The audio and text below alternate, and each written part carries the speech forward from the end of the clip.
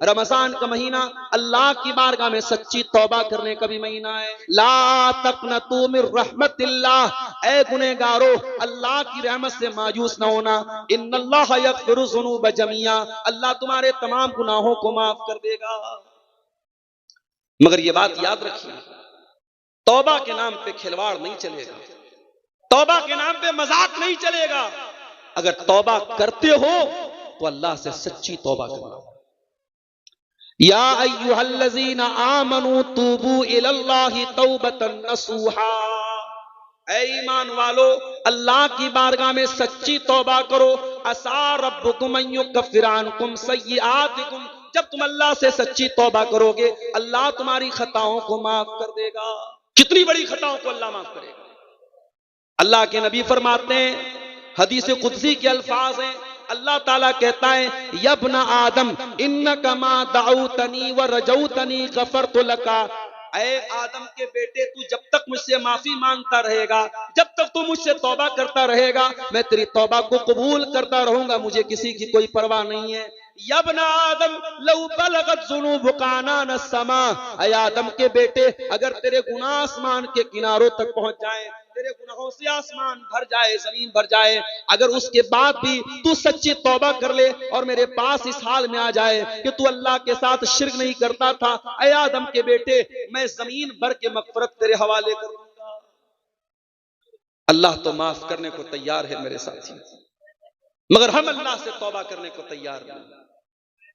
रमजान का मुबारक महीना भी आता है और हमें से बहुत सारे लोगों की जिंदगी में कोई तब्दीली नहीं है। मेरे प्यारे साथियों, जिस तरीके से रमजान आपके खाने का टाइम बदल देता है, आपके पीने का टाइम बदल देता है, आपके सोने का टाइम बदल देता है, उसी तरीके से रमजान को अपनी लाइफ और अपने जीवन को चेंज करने का महीना बना लो।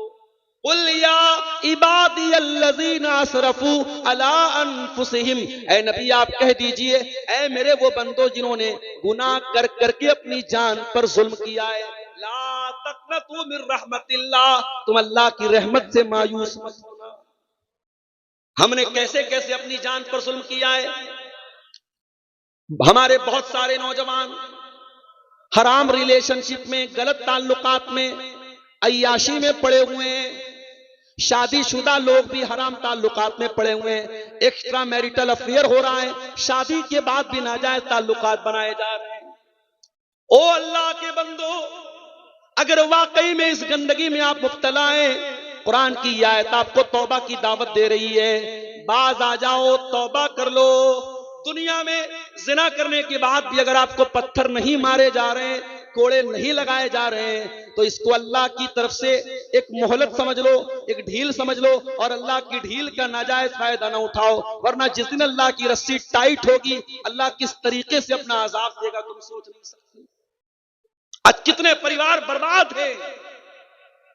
मर्द का किसी और औरत के साथ ताल्लुक है, औरत का किसी और मर्द के साथ ताल्लुक है, कितने परिवार तबाह हैं, कितने घर बर्बाद हैं मेरे प्यारे साथ।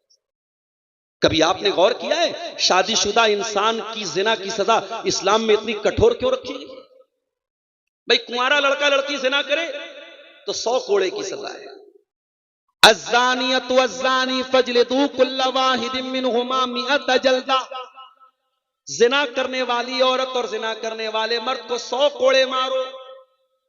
और उसके बाद फरमाया वला ताखुज़कुम बिहिमा राफ़तुन फी दीनिल्लाह, और जब जिना की ये सजा दी जाए तो कोई दया दृष्टि न की जाए, कोई कृपा न की जाए, कोई रहम न खाया जाए, ये 100 कोड़े उनको मारे जाए। वल यशहद अज़ाबहुमा ताइफतुम मिनल मुमिनीन, और ये 100 कोड़े की सजा सबके सामने दी जाए। ये किसकी सजा है? कुंवारे की सजा है। और यही सेम क्राइम, यही सेम गुनाह अगर शादीशुदा करता है तो सजा किस चीज की है? रज्म की सजा है, पत्थरों से मार के खत्म करने की। आय अल्लाह, तूने ये 2 तरह की सजाएं एक ही अपराध के लिए क्यों रखी हैं? उसका भी जवाब सुन लो। जिस कुंवारे लड़का लड़की ने जिना किया उसने भी बहुत बड़ा पाप किया, मगर उसके पास कोई हलाल अल्टरनेट नहीं था। जिस इंसान की शादी हो चुकी है, जिस मर्द की शादी हो चुकी है, जिस औरत की साथ शादी हो चुकी है, उसके पास अपनी ख्वाहिशात का एक हलाल अल्टरनेट एक हलाल बदल मौजूद था, उसने अगर हलाल बदल को छोड़ करके हराम रास्ता अपनाया है, अल्लाह क्या ये जुर्म माफी के काबिल नहीं है। दुनिया में इसकी सजा सजाए मौत है, पत्थरों से मार मार के खत्म किया जाएगा। अगर इस्लामी हुकूमत है तो रज्म कर दिया जाएगा। अब आप गौर कीजिए इसकी वजह क्या हो रही है।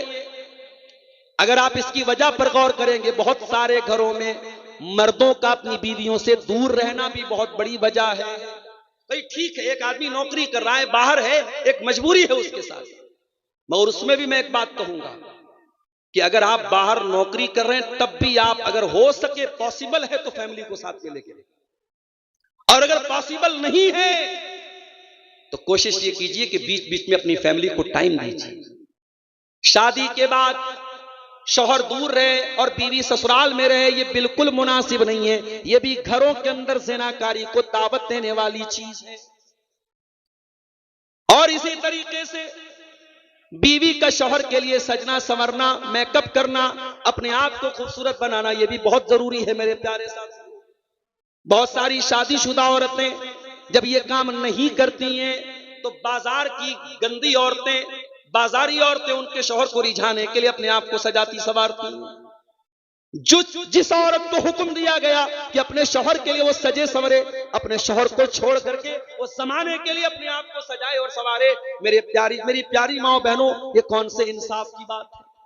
औरत को हुक्म दिया गया है कि वो अपने शौहर के लिए खूबसूरत बने, अपने शौहर के लिए मेकअप करे, अपने शौहर के लिए अपने आप को सजाए और संवारे।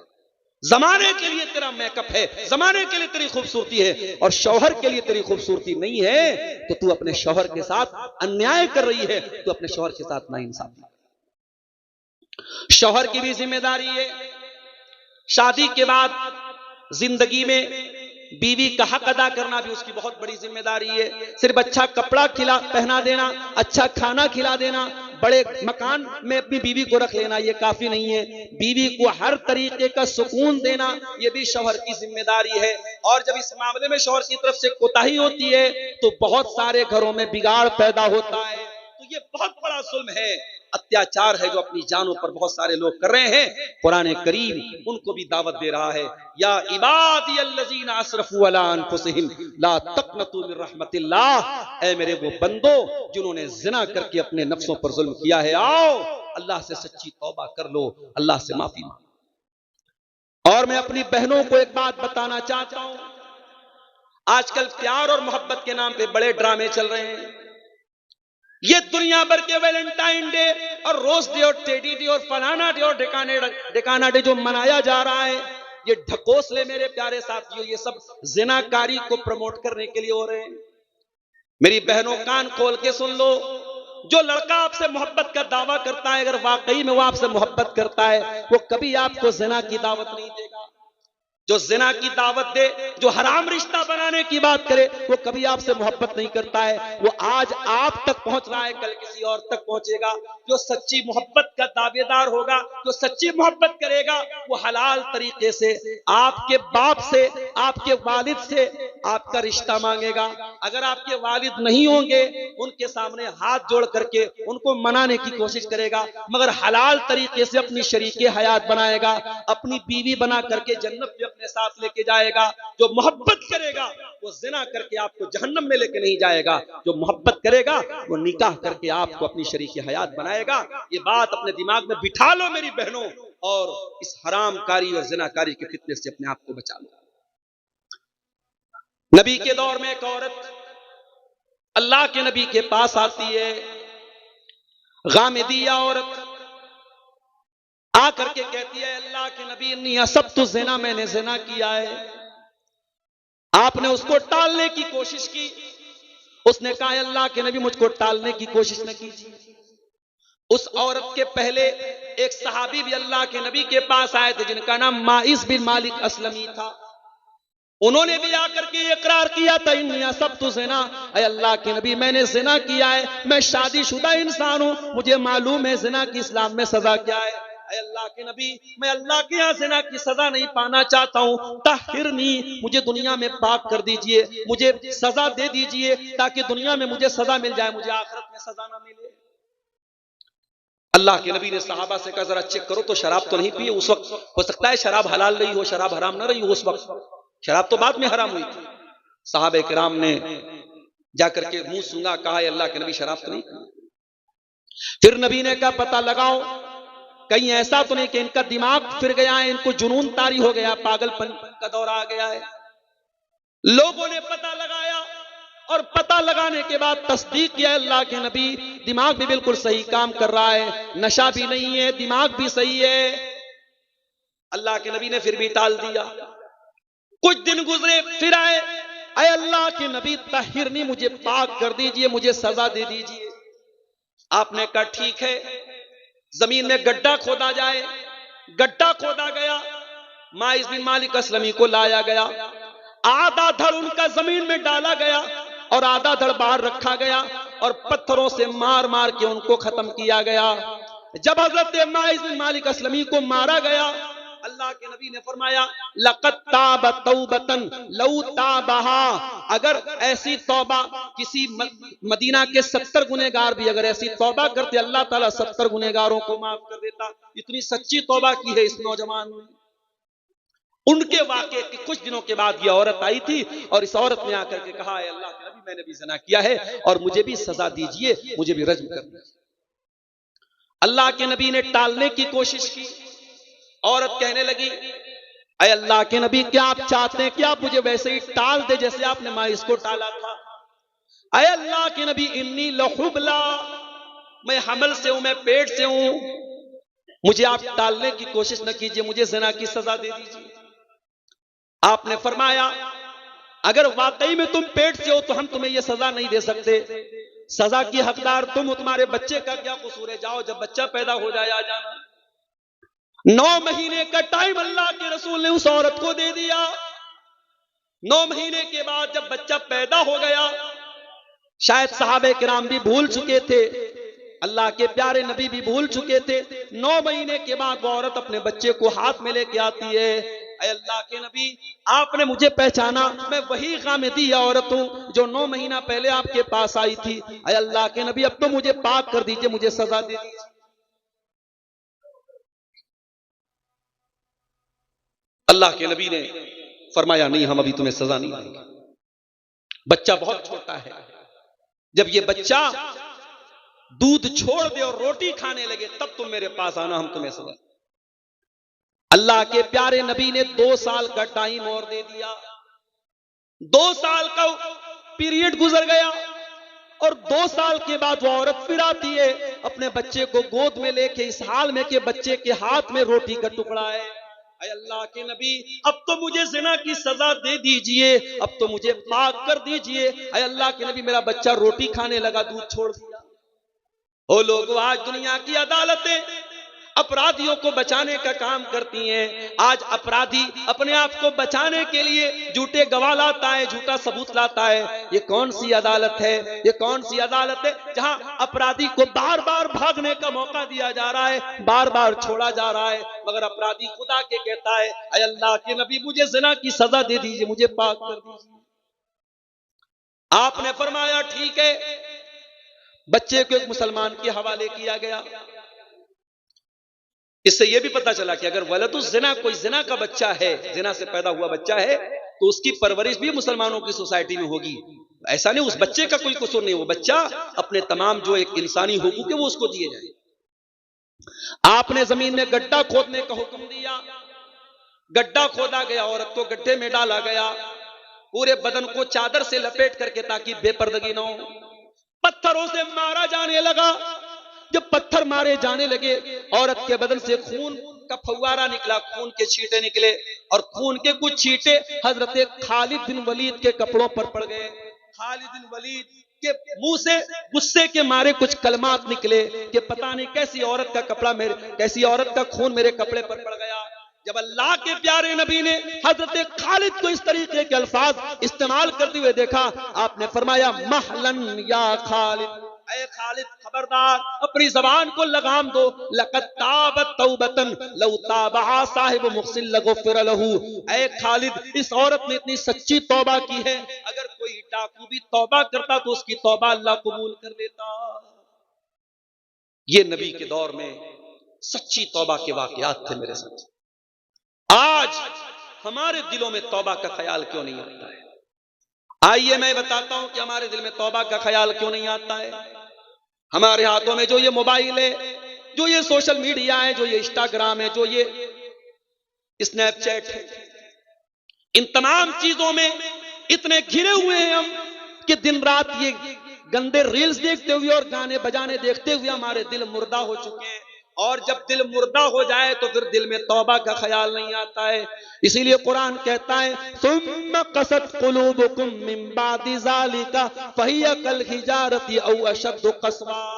ऐ गुनहगारो, जब तुम गुनाह करते हो, जब तुम पाप करते हो तो तुम्हारे दिल पत्थरों से भी ज्यादा कठोर हो जाते हैं। जब दिल गुनाह करता है तो दिल गुनाह करते करते पत्थरों से भी ज्यादा कठोर हो जाता है।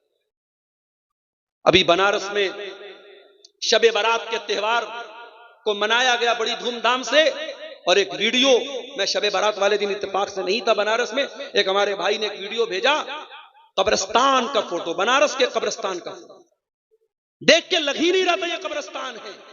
ऐसा लग रहा था कोई शादी का, कोई मैरिज हॉल है, कोई शादी हो रही है। साहब, तमाम कब्रों पर बड़े बड़े फूल की मालाएं पड़ी हैं और पूरा फूल से सजाया गया है।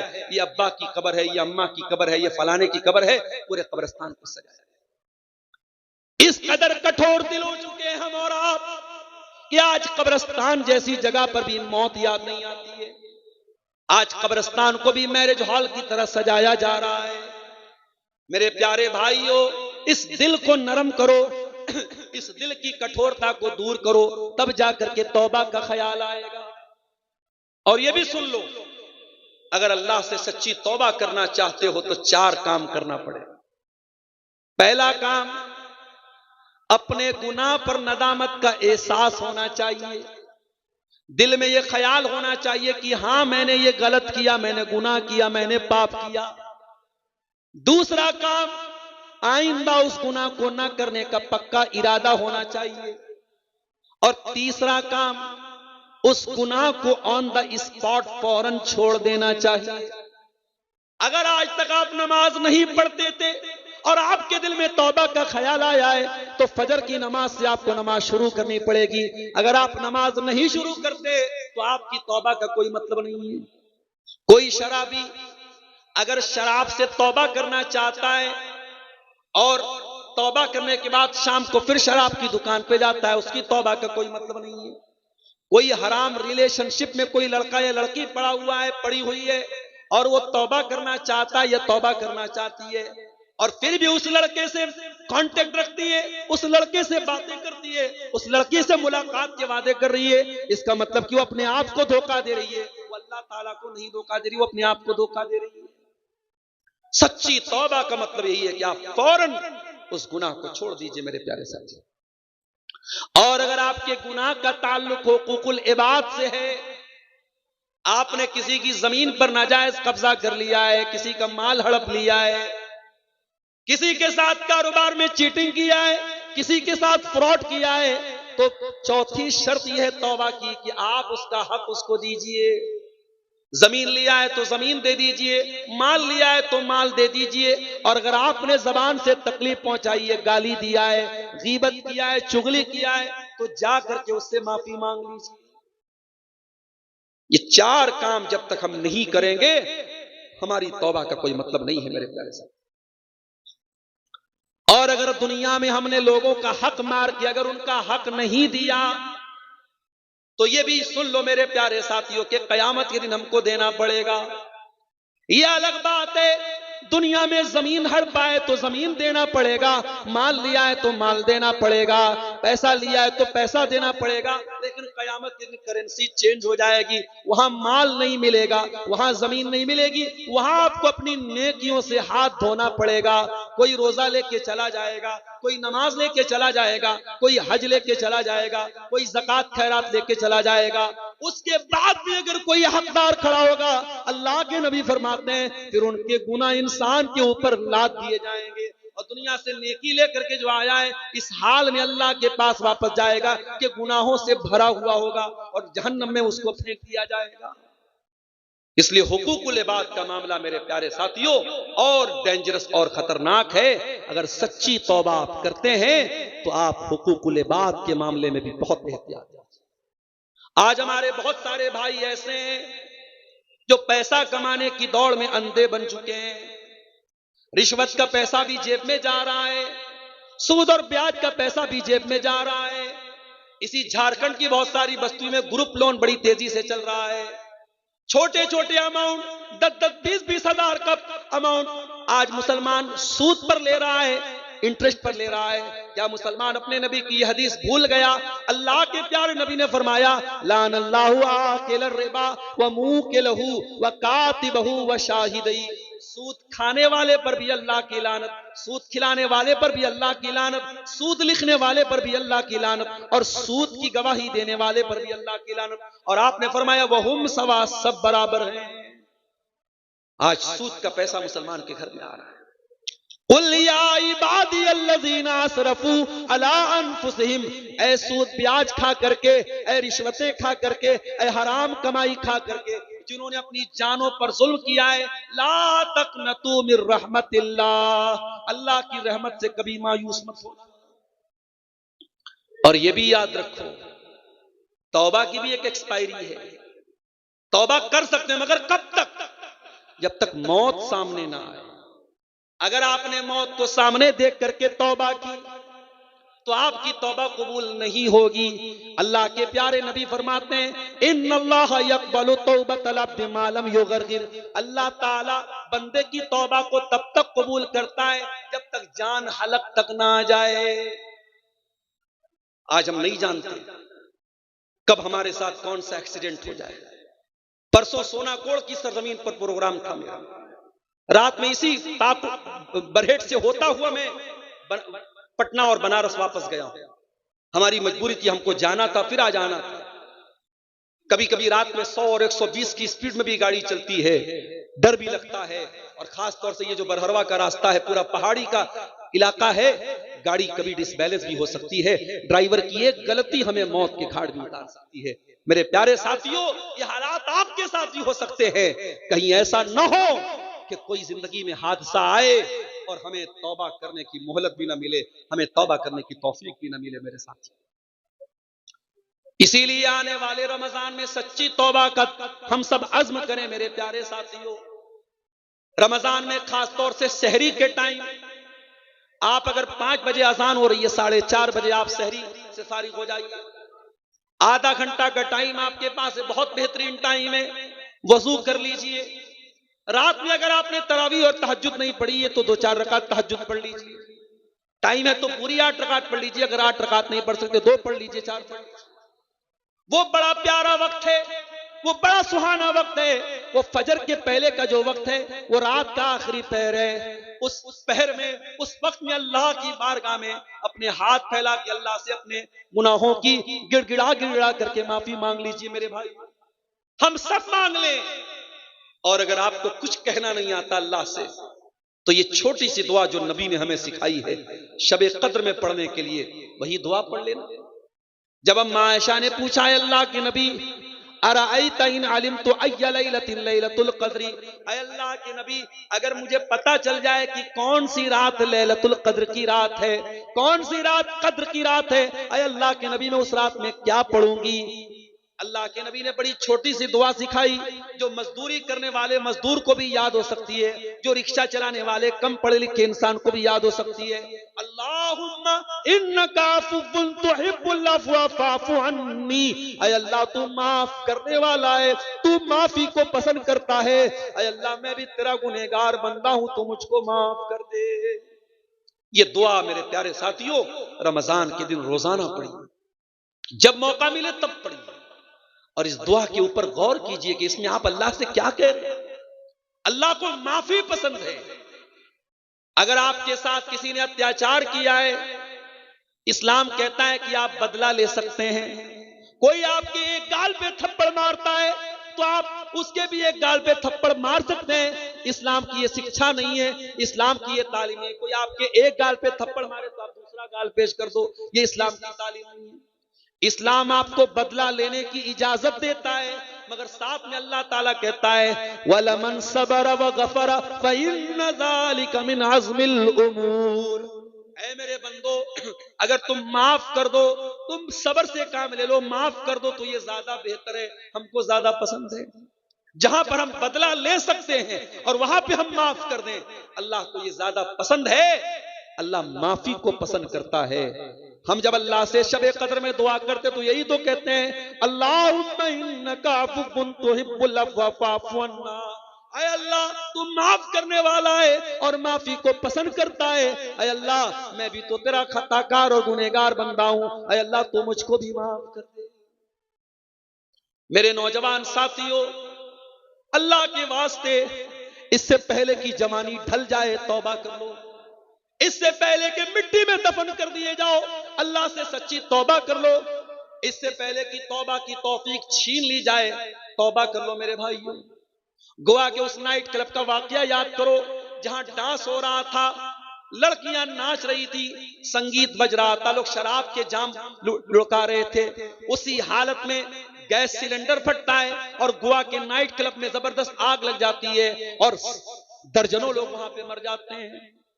मेरे प्यारे साथियों, कौन सा हादसा आएगा और हमें मौत के घाट उतार देगा हम नहीं जानते। इससे पहले कि कोई एक्सीडेंट हो जाए, कोई हादसा आ जाए और जिंदगी का तार टूट जाए, अल्लाह से सच्ची तौबा कर लो मेरे साथ। और ये भी याद रखो, अल्लाह ताला माफ करने वाला है, लेकिन अल्लाह की पकड़ भी बड़ी सख्त है। अल्लाह का एक नाम गफूर है, अल्लाह का एक नाम रहीम है, तो अल्लाह का एक नाम जब्बार भी है, अल्लाह का एक नाम अजीज भी है, अल्लाह का एक नाम जुल्तिकाम भी है। अल्लाह अगर इंतकाम लेता है तो बहुत खतरनाक लेता है। आज कितने लोग ऐसे हैं जो लिवातत के गंदे काम में मुब्तला हैं। जो लूत अलैहिस्सलाम की कौम ने गंदा काम किया था, मर्द का मर्द के साथ जो ताल्लुक बनाने का गंदा काम इस धरती पर शुरू हुआ था, वो लूत अलैहिस्सलाम की कौम ने शुरू किया था। आज दुनिया में ये काम भी धड़ल्ले से हो रहा है और अभी दिल्ली में एक बहुत बड़ा मार्च भी निकला था। ये जो अपने आप को लेस्बियन और गे बोलते हैं, ये जो मर्द मर्द के साथ ताल्लुक बनाता है, औरत औरत के साथ ताल्लुक बनाते हैं, जिनको समलैंगिक कहा जाता है, जिनको होमोसेक्सुअल कहा जाता है, जिनको एलजीबीटी कहा जाता है, इन लोगों ने बाकायदा दिल्ली में मार्च निकाला था। आज दुनिया में अदालतों ने इनको सर्टिफिकेट दे दिया है। लड़का लड़का के साथ शादी करना चाहे कर सकता है, लड़की लड़की के साथ शादी करना चाहे कर सकता है, मगर याद रखो अल्लाह के नजदीक ये बहुत बड़ा पाप है। और जब लूत अलैहिस्सलाम की बस्ती ने, उनकी कौम ने जब ये पाप किया था, जब ये गुनाह किया था, तो बहुत दर्दनाक अजाब अल्लाह का उतरा था और आसमान से पत्थरों की बारिश हुई थी और पूरी बस्ती को अल्लाह ताला ने उलट दिया था। मेरे प्यारे साथियों, अल्लाह ताला अगर ढील दे रहा है, इसका मतलब कोई जालिम ये न समझे कि अल्लाह की ढील का मतलब ये कि हमें छोड़ दिया जाएगा। अल्लाह या तो दुनिया ही में बहुत सख्त पकड़ करेगा और दुनिया में नहीं तो आखिरत में तो बहुत खतरनाक पकड़ होने वाली है। मेरे प्यारे साथियों, सूरह ज़ुमर की उस आयत की रोशनी में मैं आपको यही पैगाम दे रहा हूं, आने वाले रमजान को तौबा का महीना बना लो। और कुरान की एक और आयत भी अपने सामने रखो, सूरह बकरा की वो आयत जो अल्लाह के नबी पर सबसे आखिरी आयत उतरी थी, जिस आयत के उतरने के 9 दिन के बाद अल्लाह के नबी का इंतकाल हो गया था। उस आयत में अल्लाह ने हमसे क्या फरमाया, वत्तकू यौमन तुरजऊन फीहि इलल्लाह। ऐ मेरे बंदो, उस दिन से डरो जिस दिन तुम अल्लाह के सामने लौटाए जाओगे। सुम्मा तुवफ्फा कुल्लु नफ्सिन मा कसबत, और उस दिन हर नफ्स को उसके अमल का पूरा पूरा बदला दिया जाएगा। वहुम ला युज़लमून, और किसी के साथ कोई जुल्म नहीं होगा। अल्लाह की अदालत में मेरे प्यारे भाइयों किसी के साथ कोई जुल्म नहीं होगा। अल्लाह के तराजू पर राई के दाने के बराबर भी अगर कोई चीज होगी वो तौली जाएगी। वनज़उल मवाज़ीन अल-क़िस्त लियौमिल क़ियामा, हम क़यामत के दिन इंसाफ का तराजू रखेंगे। फला तुज़लमु नफ्सुन शैया, और किसी के साथ कोई जुल्म नहीं किया जाएगा। व इन काना मिस्क़ाल हब्बतिन मिन खरदलिन अतैना बिहा, और एक राई के दाने के बराबर भी अगर तुमने कोई पाप किया होगा, तुमने कोई नेकी की होगी, अल्लाह के तराजू पर सामने आ जाएगी। व कफ़ा बिना हासिबीन, और जब हम हिसाब लेंगे तो पूरा पूरा लेंगे। इसलिए मेरे प्यारे साथियों, कुरान करीम की जो आयत खुतबे के बाद मैंने पढ़ी थी, सूरह ज़ुमर की आयत नंबर 53, उस आयत को हमेशा अपने ज़हन में रखो। और जब जिंदगी में मायूसी के अंधेरे छा जाएं, तो कुरान की इसी आयत को अपने सामने रखो। अल्लाह हमारी तौबा को, हमारी गुनाहों को माफ करने को तैयार है, हमारी तौबा को कबूल करने को तैयार है। शर्त यह है कि हमारी तौबा सच्ची तौबा हो और तौबा की एक्सपायरी खत्म होने के पहले हम तौबा कर लें। मेरे अजीजों, आखिर में एक बात यह भी कहना चाहूंगा कि रमजान का मुबारक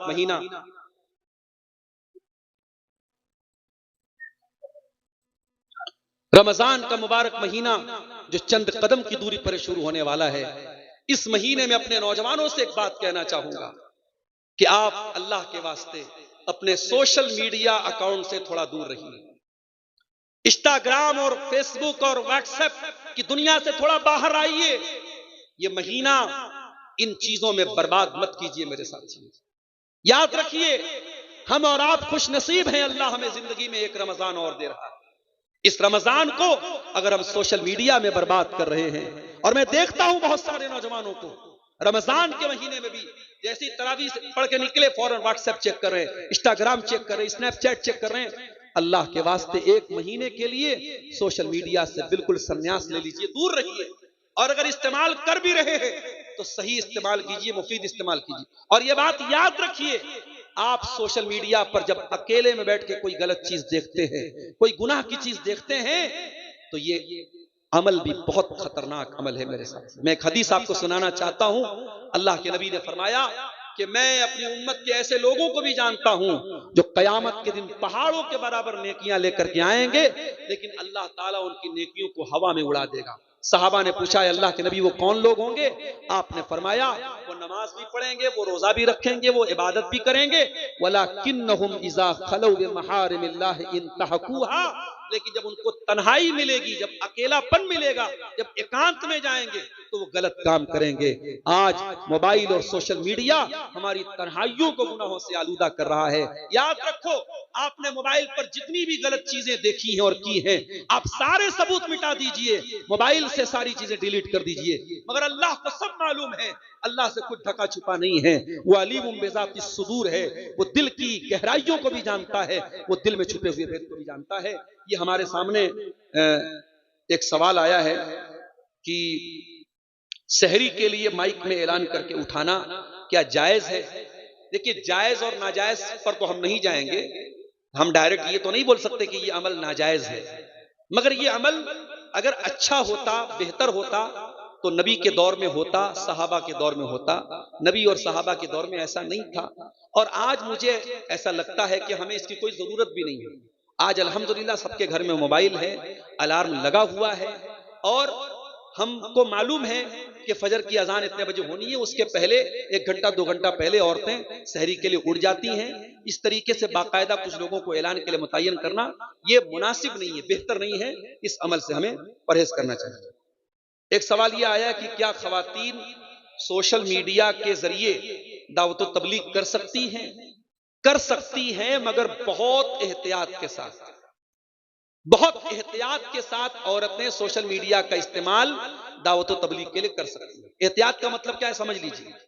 आज बहुत सारी लड़कियां क्या कर रही हैं, यूट्यूब पर वो तकरीरें कर रही हैं। यूट्यूब जैसा प्लेटफॉर्म जहां तमाम लोग सुन रहे हैं, वहां किसी लड़की का इस तरीके, चाहे वो स्कार्फ में ही क्यों ना हो, वो नकाब ही में क्यों ना हो, ये मुनासिब नहीं है।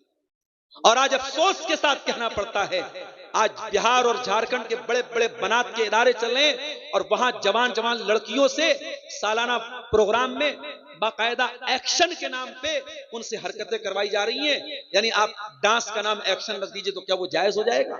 और अभी एक साहब ने मुझे वीडियो भेजा, मस्जिदों के अंदर भी ये काम हो रहा है। यानी अब मस्जिदों के अंदर भी ये नाच गाने के काम होंगे। अल्लाह हमें अकल दे मेरे प्यारे साहब।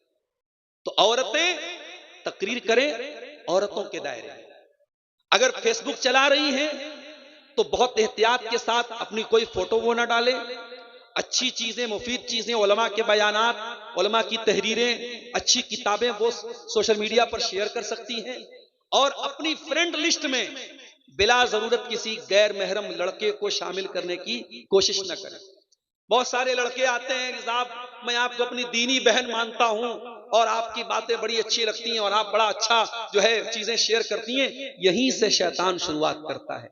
याद रखिए, सोशल मीडिया पर जब एक लड़का लड़की चैटिंग करते हैं तो गोया कि वो खलवत इख्तियार करते हैं, तन्हाई इख्तियार करते हैं। और अल्लाह के नबी की हदीस है कि जब भी कोई लड़का लड़की तन्हाई इख्तियार करते हैं तो तीसरा वहां शैतान होता है। आप फेसबुक में बात कर रहे हैं, शैतान वहां पर भी बैठा हुआ है। आप व्हाट्सएप पर बात कर रहे हैं, शैतान वहां भी बैठा है। आप इंस्टाग्राम पर बात कर रहे हैं, शैतान वहां भी बैठा है। इसलिए खवातीन अगर सोशल मीडिया चला रही हैं तो बहुत एहतियात के साथ वो चलाएंगी।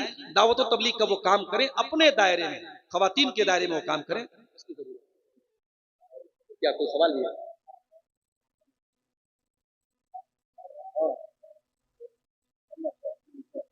ये सब सवालात तो बहुत आम से सवालात हैं, सबको मालूम है। रोजे की हालत में बीवी से मिलना सबको मालूम है कि भाई ये है, जायज नहीं है, हराम है। यानी जिन चीजों को रोजे की हालत में मना किया गया, खाना पीना, उसमें ये चीज भी शामिल है। उसके बाद एक सवाल है, रोजे की हालत में मनी खारिज हो जाए तो क्या करें? देखिए, अगर कोई इंसान सोया हुआ है और उसको एहतलाम हो गया तो जाहिर है कि इसमें इंसान का कोई कंट्रोल नहीं है। अगर इंसान की अपनी किसी कोशिश और अमल के बगैर उसको खुद से एहतलाम हो जाए ख्वाब की हालत में और सुबह वो उठे और वो नापाक है, तो उसी हालत में वो सहरी कर ले, वो उसका रोजा एकदम सही है। लेकिन फजर के पहले पहले वो गुस्ल करके फजर की नमाज जमात के साथ पढ़ेगा। अगर किसी को एहतलाम हो गया तो फिर उसको छूट नहीं मिलती कि वो सो जाए और सुबह उठ करके आराम से 8-9 बजे फजर की नमाज पढ़े। नहीं, फजर की नमाज उसको जमात से पढ़ना है। उसी टाइम वो गुस्ल करेगा, पाकी हासिल करेगा, उससे उसके रोजे पर कोई फर्क नहीं पड़ेगा इंशाअल्लाह। गैर मुस्लिम के पैसे से इफ्तार करना, क्या इफ्तार होगा या नहीं होगा? भाई, गैर मुस्लिम के यहां जब आप दावत खा सकते हैं, आम चीजें खा सकते हैं, तो इफ्तार भी कर सकते हैं, ठीक है। लेकिन अगर कोई गैर मुस्लिम ऐसा है जिसके बारे में हमें मालूम है कि उसकी पूरी कमाई या ज्यादातर कमाई हराम की है, तो उस गैर मुस्लिम के यहां आप आम दावत भी नहीं खाएंगे और इफ्तार भी नहीं करेंगे। और अगर कोई गैर मुस्लिम ऐसा है कि भाई उसका कारोबार मिक्स है, भाई वो इस्लाम को तो नहीं मानते, उनके यहाँ सूद ब्याज भी चलता है, उनके हराम काम भी होता है, लेकिन उसका ज्यादातर बिजनेस हलाल चीजों का है, तो उसके यहाँ आम दावत भी आप खा सकते हैं और उसके यहाँ इफ्तार भी कर सकते हैं। मगर कोशिश ये कीजिए कि इफ्तार अपने मुसलमान भाई क्या कीजिए, ताकि आपको दावत खाने का फायदा मिल जाए और उसको रोजेदार को इफ्तार कराने का सवाब मिल जाए। गैर मुस्लिम को दुनिया में तो उसकी नेकी का फल मिल सकता है, आखिरत में कोई फल नहीं मिलेगा। इसलिए बेहतर है कि उसको अवॉइड किया जाए, लेकिन बहरहाल जायज है, उसमें कोई गुनाह की बात नहीं। मैयत के नाम से इफ्तारी करवा सकते हैं या नहीं? मैयत के नाम से सदका करने का सबूत मिलता है, इफ्तारी का मेरे इल्म में कोई सबूत नहीं है। अगर किसी के इल्म में कोई सबूत हो तो मुझे दे दे, मैं मान लूंगा। कोई हदीस नहीं है, कोई दलील नहीं है। इफ्तारी एक अलग नेकी है, एक अलग इबादत है, उसको आम सदका के ऊपर हम कयास करें तो ये मुनासिब नहीं है। इसलिए मैयत के नाम से आप इफ्तारी मत कराइए। अगर किसी बेटे को बाप से बहुत मोहब्बत है, बेटा लोगों को इफ्तार कराएगा, उसका सवाब ऑटोमेटिक बाप को पहुंचेगा। बेटे की हर नेकी का सवाब बाप को मिलता है, लेकिन बाप के नाम से, मैयत के नाम से इफ्तारी करवाना ये ठीक नहीं है। हाँ, मैयत के नाम से आप सदका कर सकते हैं, गरीबों को खाना खिला सकते हैं, मदरसे में गरीब बच्चों को आप कुछ पैसा दे सकते हैं, कोई रूम वगैरह बनवा सकते हैं, लेकिन इफ्तारी एक खास इबादत है, उसको मैयत के नाम से करना ये ठीक नहीं है, मुनासिब नहीं है। इससे हमें परहेज करना चाहिए।